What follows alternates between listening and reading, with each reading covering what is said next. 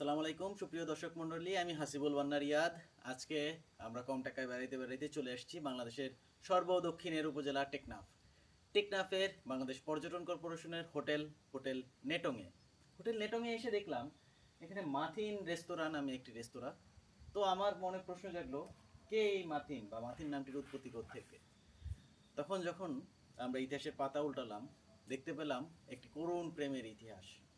এই মাথিন ছিল একজন রাখাইন মেয়ে এবং এইখানে কোনো এক কালে কলকাতার ধীরাজ চক্রবর্তী নামে একজন এই টেকনাফ থানার পুলিশ কর্মকর্তা হিসেবে চলে এসেছিলেন এবং উনি আসলে এক প্রকার অলস সময় কাটাতেন।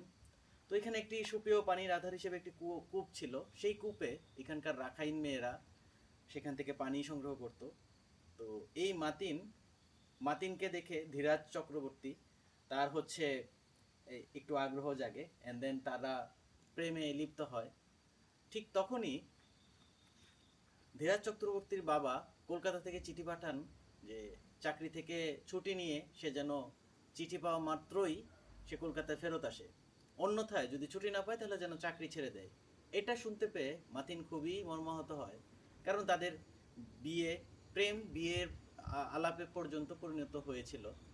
তো মার্তিন খুবই দুঃখ পায় এবং মার্তিন ধীরাজকে কোনো মতেই যেতে দেবে না, এরকম প্রাণপণ চেষ্টা করে।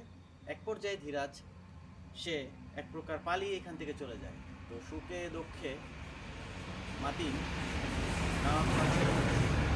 এবং একটা পর্যায়ে সে ওই কূপে, সেই সুপেয় পানির কূপে সে ঝাঁপ দিয়ে মৃত্যুবরণ করে। তো এই ছিল এই মাতিন নামটির যে ইতিহাস আমরা পেয়েছি ইতিহাসের পাতা কেটে। তাই এইখান থেকে আমি বিদায় নিচ্ছি। আমি হাসিবুল বান্না রিয়াদ, ক্যামেরায় আছেন নাবিদ আল ফাইয়াজ প্রভু। আল্লাহ হাফেজ।